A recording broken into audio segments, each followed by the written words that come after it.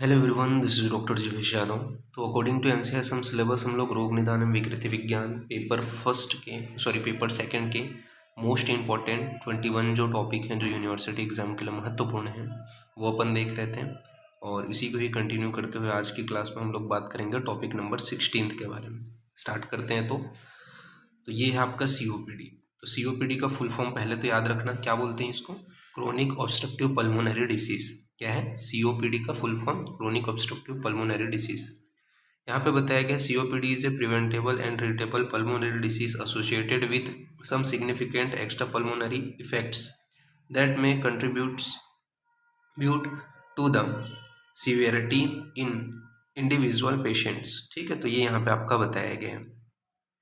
इसमें आपका बोला गया है कि in COPD there is a persistent airflow limitation that is usually progressive and associated with an inhaled inflammatory response in the airway and lungs to noxious gases and particles। ठीक है, तो ये आपको देखने को मिलता है, इन्फ्लामेटरी जो रिस्पॉन्स है वो आपको देखने को मिलते हैं। COPD form a spectrum with him pure chronic obstructive at the end pure emphysema at the other end. ठीक है, तो इसमें मेनली दो चीज़ें आपको मिश्रण देखने को मिलता है, क्रोनिक ब्रोंकाइटिस एंड एम्फाइसीमा। ठीक है, फिर बताया गया है condition include under COPD. Disease is a consider COPD only if chronic air flow obstruction occurs. जैसे कि सबसे पहले एम्फाइसीमा में बोला गया है, तो एम्फाइसीमा में बोला गया है an anatomical defined condition characteristic by abnormal permanent enlargement of a air space distance to the terminal bronchi। ठीक है, तो अब नॉर्मल जो एनलार्जमेंट है वो आपको देखने को मिलता है एयर स्पेस का। ठीक है, एम्फाइसीमा में it is a occupied by destruction of a air space wall without obvious fibrosis। There is no fibrosis visible to the naked eye. ठीक है, तो यहाँ पे आपको क्या है, फाइब्रोसिस जो है वो आपको दिखाई नहीं देते हैं, उसके बिना यहाँ पे आपको जो है इनलार्जमेंट या फिर वॉल का डिस्ट्रक्शन आपको देखने को मिलते हैं। ठीक है, फिर बताया गया है क्रोनिक ब्रोंकाइटिस। तो क्या होता है क्रोनिक ब्रोंकाइटिस? क्रोनिक ब्रोंकाइटिस में बताया गया है chronic production cough for 3 months in each of 2 successive year in a patient in whom other causes of a chronic cough, जैसे कि ब्रोंकाइटिस हो गया, हैव बीन एक्सक्लूडेड। ठीक है, तो ये क्या है आपका, क्या कहलाएगा? क्रोनिक ब्रोंकाइटिस कहलाएगा। इसके अलावा स्मॉल एयरवे डिसीज भी इसके अंतर्गत आता है, जिसमें कुछ ब्रोंकियल्स जो होते हैं वो नैरो कर देते हैं जो आपके एयरवे है उसको।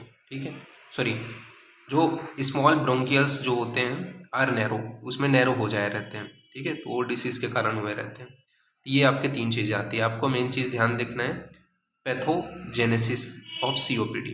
तो क्या होगा ये आपको समझना है कि क्या होता है, जैसे इन्वायरमेंटल फैक्टर। ठीक है, उसके अंतर्गत जैसे कई लोग सिगरेट स्मोकिंग करते हैं, एयर पोल्यूशन वाले एरिया में रहते हैं, या फिर आप बोल सकते हो कि टॉक्सिक इंडस्ट्री का इन्हेलेशन कर रहे हैं। ठीक है, वहाँ के जो इन्वायरमेंट है वहाँ पे रह रहे हैं, रेस्पिरेटरी ट्रैक इन्फेक्शन हो रहा है। तो इन सभी कारणों के कारण क्या होता है, जो होस्ट होता है, होस्ट फैक्टर तो आपका लंग्स है उसमें इन्फ्लामेशन होता है। जैसे कि जेनेटिक के अंतर्गत अल्फा 1 एंटी प्रोटीनेज डेफिशिएंसी या फिर एयरवे हाइपर रिएक्टिविटी, ये चीज़ें होती हैं जिसके वजह से लंग्स में इन्फ्लामेशन होता है, जिसके वजह से 2 प्रकार से आपका सप्रेशन होगा।